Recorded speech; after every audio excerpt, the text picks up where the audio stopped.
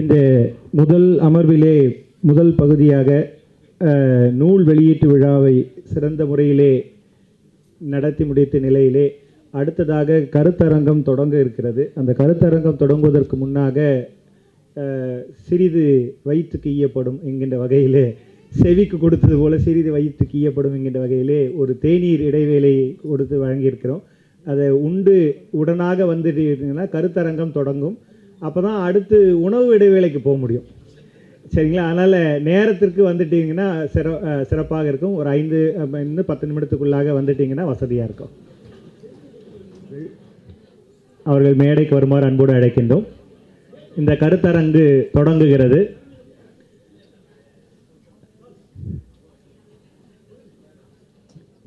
இந்த கருத்தரங்கிலே 3 பேசுவதாக அமைத்திருக்கிறார்கள்.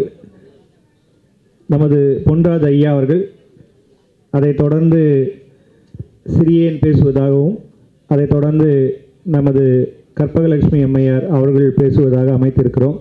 இந்த கருத்தரங்கம் இனிதே தொடங்குகிறது.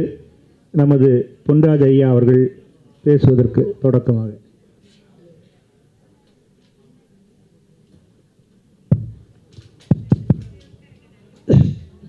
தென்னாடுடைய சிவனே போற்றி.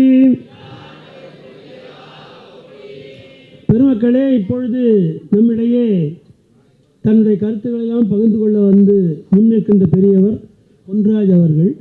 அவர் உண்மையிலேயே பெரியவர். அதாவது பேண்ட்லாம் போட்டிருக்காரு, சிவனடியாருக்கு ஆகுமாலாம் நினைக்காதீங்க. சிவத்தல தரிசனம் என்கின்ற ஒரு நூலை அவர்கள் அண்மையிலே தான் வெளியிட்டார்கள்.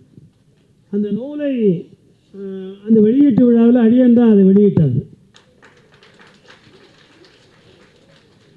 அது மட்டுமல்லாமல் அவர்கள் அதில் காட்டிய அந்த ஜகஜால வித்தைகள், அதாவது நான் ஏற்கனவே சொன்னேன், நான் நிறைய ட்ராவலாக்ஸ் படிச்சிருக்கேன். இட் இஸ் பயண நூல்கள் நிறைய படித்திருக்கேன். ஏன்னா அதன் மூலமாக பல புதிய அறிவு நமக்கு கிடைக்கும். அறிவு கிடைத்திருக்கிறது. இந்த அறிவு நான் பெற்றதிலே ஆறும் பெறாத அறிவு நான் பெற்றேன் என்று பெரியவர்கள் கூறுமா போலே அவர்கள் இந்த நூலிலே பல புதிய விஷயங்களை நான் பார்த்தேன். அதில் மிக முக்கியமாக என்னென்னா, சிவத்தலங்களில் நம்ம சிவத்தலம் குண்டு சட்டியில் குதிரை ஓட்டிகிட்டு இருக்கோம் இல்லையா? ஆனால் அவர் அப்படி இல்லை. அமெரிக்காவுக்கு அழைச்சி போய் சிவத்தலத்தை காட்டுறார்.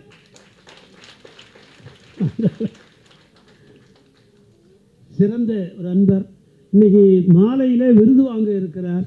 அப்பொழுது மிச்சத்தை எடுத்து சொல்லலாம்னு இருக்கேன். நம்ம அம்மையார்களை பற்றி கூட அங்கே நம்ம விரிவாக சொல்லலாம். உமாசங்கரி அவர்களை பற்றி விருது வாங்குகிறார். அவர்களும் அந்த விருதாளரை முதலிலே அழைத்து இங்கே நம் முன்ன சில கருத்துக்களை பகிர்ந்து கொள்ள அன்போடு அழைக்கும். நேரம் இப்பொழுது வகுத்து அளிக்கப்பட்டிருக்கிறது. காரணம் என்னென்னா, இப்போ ஐயா அவர்களுக்கு தான் எல்லாருக்கும் ஒவ்வொரு 20 நிமிஷங்கள் என்று வச்சு.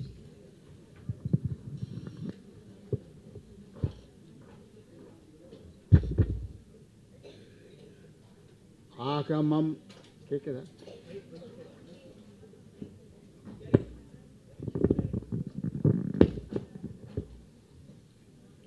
இப்பொழுது நான் பேசப்போவது திருமந்திரம் 5ஆம் தந்திரம் பற்றியது. ஆகமம் ஆகி நின்று அன்னிப்பான் தாழ்வாழ்க, குருவாழ்க குருவே துணை. எம்பெருமானை வாழ்த்தி வணங்குகிறேன். அவை நிறைந்த சான்றோர் சபைக்கு முதற்கண் வணக்கம். திருமந்திர முற்றோதல் 35ஆம் ஆண்டு விழா இப்போது மிக சிறப்பாக நடைபெற்று கொண்டிருக்கின்றது. சிவன் அடியார்களின் கூட்டத்தினை காணும் போது என் உள்ளம் பூரித்து மகிழ்கிறது. இந்த மகிழ்ச்சிகரமான தருணத்தில் அடியேன் திருமந்திரத்தின் 5ஆம் தந்திரம் பற்றி எடுத்து கூற இறைவன் அருள் புரிந்துள்ளார். இப்போது நாம் திருமந்திரத்தின் 5ஆம் தந்திரம் பற்றி சிறிது நேரம் சிந்திப்போம். ஒரே ஒரு நிமிடம் ஐயா.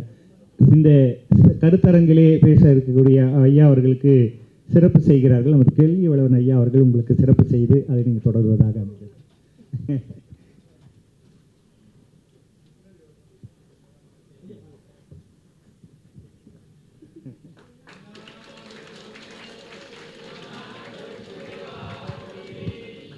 அடுத்ததாக திருமதி கற்பகலட்சுமி அம்மையார் அவர்களுக்கு சிறப்பு செய்கிறார்கள்.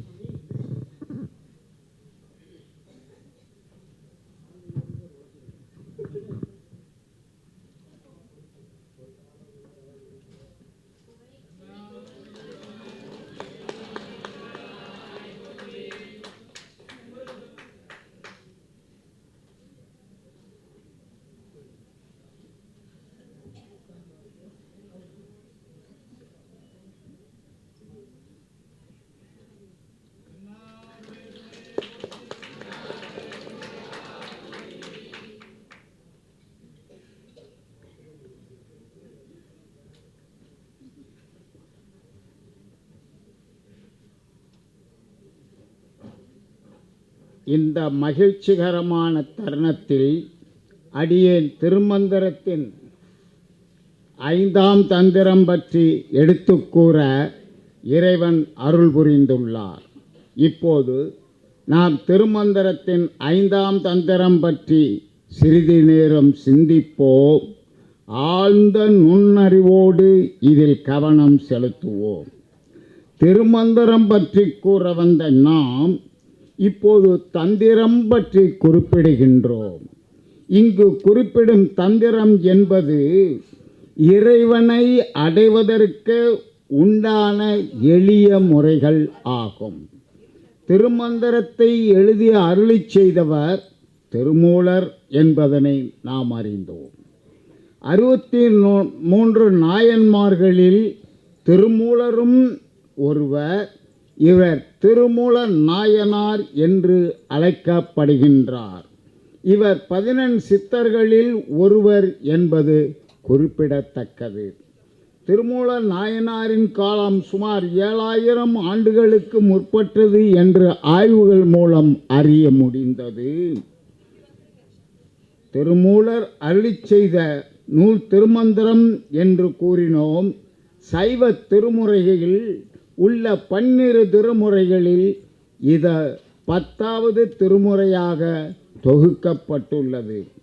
திருமந்திரம் என்பது திருமூலரால் எழுதப்பட்ட ஒரு தமிழ் படைப்பு. இது 9 தந்திரங்களுடன் 3000 பாடல்களை கொண்டது.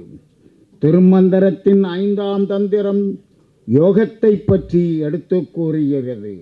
இதில் சரியை, கிரியை, யோகம், ஞானம் போன்ற சைவ சமயத்தின் பல்வேறு பாதைகள் மற்றும் அக வழிபாட்டு முறைகள் விளக்கப்பட்டுள்ளன. இந்த 5ஆம் தந்திரத்தில் உடலை சித்தி பெறவும், நன்கு கவனியுங்கள், இந்த 5ஆம் தந்திரத்தில் உடலை சித்தி பெறவும் சிவனுடன் ஒன்றவும் உதவும் தியானம், பிராணாயாமம், சமாதி நிலைகள் பற்றிய பாடல்களை நாம் காணலாம். இதுவே சைவ சமயத்தின் ஒரு முக்கிய சைவ சித்தாந்தத்தின் ஒரு முக்கிய பகுதியாகும். மெய்யன்பர்களே, திருமந்திரம் படிக்கும்போது நுனிப்புள் மேய்வது போல் மேலோட்டமாக படிக்காமல் அதன் உட்பொருட்களை மிக கவனமாக ஆராய்ந்து படிக்க வேண்டும். படிக்கும்போது பொருள் விளங்காவிட்டால் மீண்டும் ஒரு முறை அதனை படிக்க வேண்டும். அப்படியும் உங்களுக்கு புரியாத நிலை ஏற்படும் போது திருமந்திரம் பற்றி கற்றுணர்ந்த மெய் அடியார்களின் அடைந்து அவர்கள் மூலம் தெளிவு பெற வேண்டும் என்பது எனது கோரிக்கை. இப்போது நாம் சைவ சித்தாந்தம் பற்றி சிந்திப்போம். இறைவனை உணர்ந்து அடைவதற்கு அவனால் அருளப்பட்ட 4 நெறிமுறைகளே சைவம் ஆகும். சுத்த சைவம், அசுத்த சைவம், மார்க்க சைவம், கடும் சுத்த சைவம், இவை இந்த 4 சைவ நெறிமுறைகள் ஆகும். அந்த சைவ நெறிமுறைகளை அறிந்து கொண்டவர்கள் சைவர்கள் ஆவார்கள்.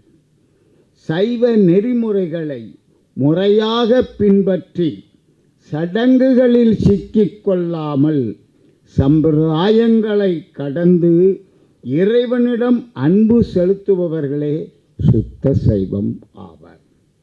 கற்பனை கற்று கலைமண்ணும் மெய்யோக முற்பத ஞான முறை நன்னியே சொற்பத மேவி துரி சொற்று மேலான தற்பரங்கொண்டுள்ளோ சைவ சித்தாந்தரே.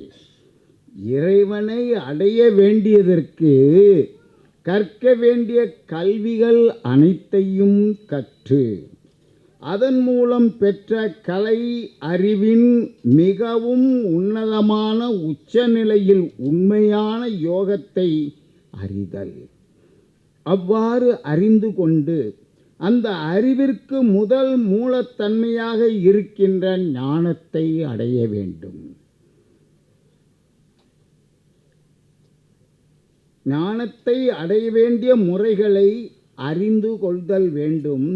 அந்த முறைகளை முறைப்படி கடைப்பிடித்து அதன் மூலம் அந்த ஞானத்தை பெற்றுக்கொண்டு தான் செல்கின்ற வாழ்க்கையில் சத்தியத்தின் தன்மையை கடைபிடித்து தன்னிடம் இருக்கும் அழுக்குகளான மும்மலங்கள் நீங்க பெற்று அனைத்திற்கும் மேலாக தானாகவே இருக்கின்ற பரம்பொருளை தரிசித்து அதை தமக்குள்ளேயே உணர்ந்து இருப்பவர்களே சைவ சித்தாந்தர்கள் ஆவார்கள். இறைவனை அடைந்து அவனது பேரறிவு குணமாகும் பேரன்பாகவும் ஒன்றாக கலந்து இருப்பவர்களே ஞான நேயர்கள் ஆவார்கள். சுத்த மாயையில் இருக்கும் நனவு கனவு ஆகிய 2 நிலைகளும் அசுத்த மாயையில் இருக்கும் நனவு கனவு உறக்கம் ஆகிய 3 நிலைகளும் கூட்டி துரியம் துரியாதீதம் ஆகிய 2 நிலைகளும் கூட்டி மொத்தம் 7 விதமான நிலைகளையும் அனுபவிக்கும் நிலையாக இருக்கின்ற ஆன்மாவையும் நிலையற்றதாக இருக்கின்ற உடலையும் கடந்து இறைவனும் இறைவியும் சேர்ந்து இருக்கின்ற பரம்பொருளே அனைத்துக்கும் உள்ளே இருந்து இயக்கி அவற்றை மேல்நிலைக்கு கொண்டு செல்கின்ற பரம்பொருளாகும். அதுவே அப்பனும் அருளுமாகிய சக்தியுமாகிய அனைத்தும் ஆகவும் இருக்கின்றது. சரி, இப்போது 7 விதமான நிலைகள் பற்றி சற்று சிந்திப்போம். சுத்த மாயை நனவு, இறைவன் இருக்கின்றான் என்ற நினைவோடு இறைவனோடு இருக்கின்ற நிலைப்பாடு. சுத்த மாயை கனவு, இறைவனுடன் தாமும் சேர்ந்து இருக்கின்றோம் என்ற எண்ணத்தில் இருக்கின்ற நிலைப்பாடு. அசுத்த மாயை நனவு, உலகத்தில் பார்க்கின்ற விஷயங்களையும் உண்மை என்று நினைத்து இருக்கின்ற நிலை. அசுத்த மாயை கனவு, உலகத்தில் பார்க்காத விஷயங்களையும் உண்மை என்று நினைத்து இருக்கின்ற நிலை. அசுத்த மாயை உறக்கம், உலகத்தில் சுய நினைவின்றி மாயையில் மயங்கி இருக்கின்ற நிலை. துரியம், இஃது உறக்கம் இறைவனை மட்டுமே எண்ணிக்கொண்டு உயிர்ப்புடன் செயலற்று இருக்கின்ற சமாதி நிலை. துரியாதீதம், உயிர் படலங்கள் எந்த எண்ணங்களும் செயல்களும் இன்றி உயிரும் அடங்கி இருக்கின்ற சமாதி நிலை. சைவத்தில் சுத்த சைவம், அசுத்த சைவம், மார்க்க சைவம், கடும் சுத்த சைவம் என்ற 4 முறை சைவங்கள் உள்ளதாக சைவ சித்தாந்தத்தில் குறிப்பிடப்பட்டுள்ளன. இறைவனை அடைவதற்கு அசையாத மனதுடன் செய்வதே யோகம். இங்கே ஒரு பாடல், பூவிற்கெந்தம் பொருந்தியவார் போல சிவனுக்குள்ளே சிவமணம் பூத்தது, ஓவியம் போல் உணர்ந்து அறிவாளருக்கு நுவினை அணைந்த நடுத்தறியாமே, மலராத பூவிற்குள்ளும் நறுமணம் கலந்து இருக்கின்ற முறையைப் போலவே ஜீவாத்மாவிற்கும் உள்ளே சிவம் என்னும் பரம்பொருளானது கலந்து இருக்கின்றது, வளர்ந்து இருக்கின்றது. பூவானது மலர்ந்த பிறகு அதனது நறுமணம் வெளிப்படுவது போலவே வரைந்து வைத்த ஓவியம் போல எதனாலும் அசையாமல் யோகத்தில் இருந்து இந்த முறையை தமக்குள்ளே உணர்ந்து அறிந்து கொண்டவர்களுக்கு கஸ்தூரி சேர்ந்து இருக்கும் நறுமணம் போல் தரையில் நடப்பட்ட களியைப் போல் அசையாமல் இருக்கின்ற யோகியர்களின் பக்குவப்பட்ட ஆன்மாவிற்கு சேர்ந்து இருக்கின்ற சிவம் வெளிப்படும். அறிய ஒண்ணாத உடம்பின் பயனை அறிய ஒண்ணாத வருவகையாக்கி, அறிய ஒண்ணாத வருவகை கோத்த அறிய ஒண்ணாதோரண்டம் படித்தேன், இதன் பொருள் யாதெனில், அறிந்து கொள்ள முடியாத உடம்பின் உண்மையான பயணமாகிய அக வழிபாட்டின் மூலம் இறைவனை அடைவதை உணர்ந்து இறைவனை அடைவதற்கான 6 விதமான வழிமுறையை தேர்ந்தெடுத்து அதில் முழுமை பெற்று இந்த முறையின் மூலம் கிடைக்கின்ற தம்மை முழுவதும் மூடியிருக்கும் பாதுகாப்பு அரணாக இருக்கின்ற உரையை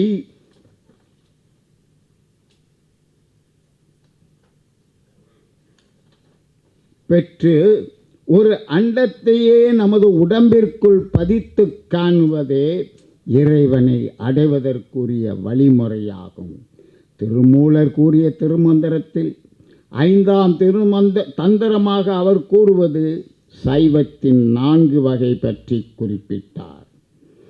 ஆன்ம இயக்க நிலையான 7 நிலைகள் பற்றி யான் இப்போது எடுத்து கூறினேன். இந்த 7 நிலைகளாக இயங்கும் ஆன்மா சிவனை அடைய சரியை, கிரியை, யோகம், ஞானம் என்னும் 4 நிலைகளில் ஏற்றம் பெற்று இறைநிலையை அடையச் செல்லும் வழிமுறைதான் 5ஆம் தந்திரமாகும். திருமந்திரம் என்பது ஒரு பெருங்கடல். இக்கடலை நீந்துவதற்கு நம்மை தயார்படுத்தி கொண்டால் பிறவி பெருங்கடலை நீந்தி கரை சேரலாம். பிறவி பெருங்கடலை நீந்த அடியேனையும் ஆட்கொண்டு திருமந்திரத்தின் 5ஆம் தந்திரம் பற்றி பேச வாய்ப்பளித்த எம்பெருமானுக்கு நன்றி கூறி மதிப்பிற்குரிய ஐயா சத்தியவேல் முருகனார் அவர்களுக்கும் கரங்குவிந்த நன்றியினை தெரிவித்து திருமந்திரத்தின் யோகம் பெற்றிய எனது செய்தி குறிப்பினை இத்துடன் நிறைவு செய்கிறேன். ஓம் நமச்சிவாய. சிவாய நமக. தென்னாடுடைய சிவனே போற்றி, என் நாட்டவர்க்கும் இறைவா போற்றி. வாழ்க வளமுடன், வாழ்க வையம். நன்றி.